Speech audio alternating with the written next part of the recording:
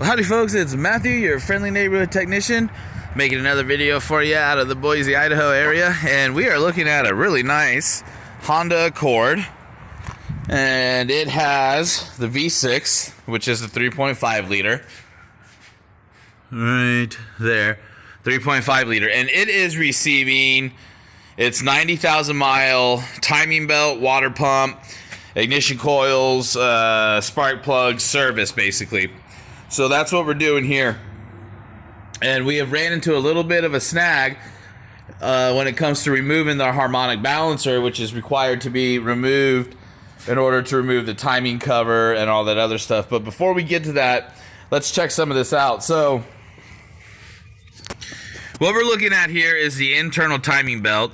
And for anybody that doesn't know, just to keep it simple, the timing belt is what turns the camshafts in time along with the crankshaft down there, and it's how the valves and everything opens and closes and the pistons move up and down and all that other stuff. Oftentimes on engines with timing belts, if they break, it is a very bad thing and it can cause catastrophic failure, and you're basically buying a new engine, and I will give you an example of that also. So on the Honda 3.5 liter, in order to get to the timing belt, you got to remove basically the front of the engine. You don't have to remove too many major parts like the alternator or anything.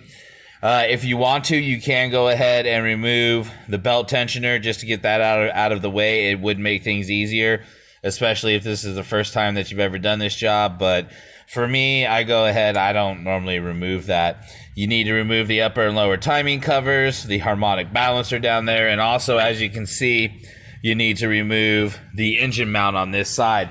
Now, in order to remove the engine mount, you need to go ahead and support the engine.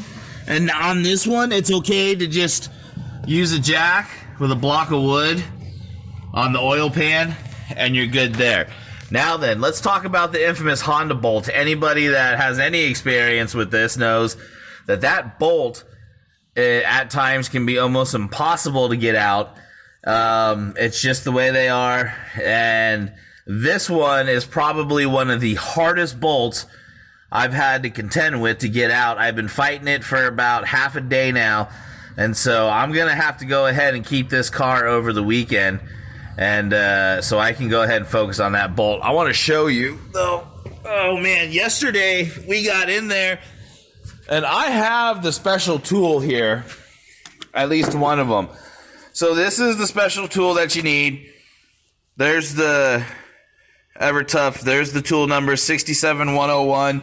You can pick it up on the internet nowadays, Amazon. Everybody makes them and carries them. This is very specific for Honda.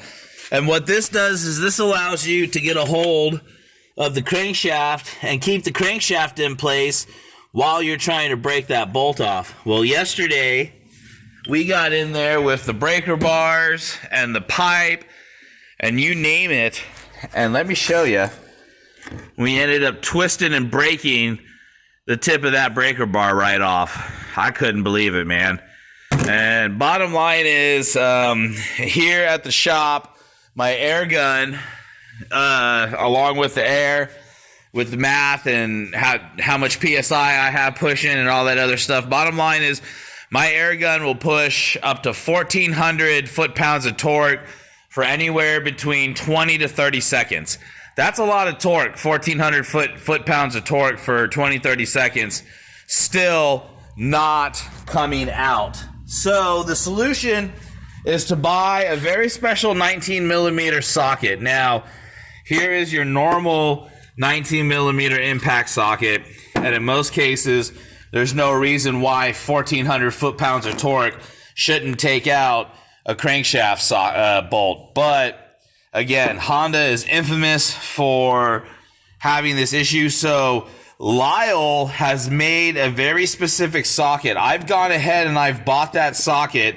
It'll be here first thing Saturday morning. I never thought I would need one because, again, I've always been able to get by with that special tool no issue. But I've gone ahead and I've bought the very special socket. That'll be in Saturday. And so hopefully Saturday I'll be giving you an update video and showing you that, hey man, we finally got that off and we're good to go. If not, I'm not real sure what we're going to do next to get that off. We'll have to get pretty creative. I really don't want to go in there with heat and heat that bolt up too hot or anything like that. You really got to be careful because you don't want to damage the crankshaft, these newer crankshafts that are all aluminum and stuff like that. But heat could be an option. Maybe I know somebody, believe it or not, I know a couple guys that have big rig guns, you know, that you use for working on the big diesels and stuff, the big 18-wheelers, and those guns can push as much as 5,000-6,000 foot-pounds of torque. So maybe we'll have to get somebody else in here that has a bigger hammer, so to speak, but who knows. But first of all, we're going to go ahead and we're going to buy the special socket. Now, the special socket, again, is super thick, and for what I understand, it's designed to eliminate every and any vibration between the gun and the socket, so you're getting the full amount of torque on there. So that's that. But let's look at the main reason why we should do this. I had another one come in this week, this Toyota 4Runner, and this poor little 4Runner, I feel so bad for it. It came in dead in the water, had no compression, and that's because the timing belt broke on it. And so I'll show you here. This is what happens when your timing belt breaks. As you can see, I'll show you the belt here. So this belt is just, it was never serviced, and as a result, it got old, completely chewed up, and unfortunately, this 4.7 liter engine is a interference engine. And so when the timing belt chewed itself up and broke, it completely destroyed this engine. And that's just sad because it costs as much as $4,000 or $5,000 to put a good engine in these vehicles. You can't find a good used engine for this one for anything less than about $2,000. If you're paying $1,000 or $1,500 for an engine, it's probably going to have 250,000 miles on it and all that other good stuff. So yeah, you always want to make sure that you go ahead and you service your timing and whatnot. And as a matter of fact, you can see this thing's been leaking coolant and all kinds of stuff. So there is the example and the reason why, if you are going to keep your car and expect it to last for a very long time, always service the timing. So, but hopefully tomorrow when that tool shows up, it'll do what we need it to do, and we can get that socket out of there, or that bolt out of there, and then we can keep moving forward, because it really shouldn't be this difficult. But anyways, all right, everybody. Well, I appreciate everybody that watches my videos and supports me. Remember, if you're working on something yourself, or if you just have a question, shoot them to me in the comments. I'm definitely here to help. I've also have a good community on my YouTube channel and now Facebook of guys that have just about as much experience than me, or even some guys that have more experience than myself that like to get involved and answer questions and stuff. So yeah, I'd love to help you in any way I can. All right, guys. Well, this is Matthew, your friendly neighborhood technician, signing off.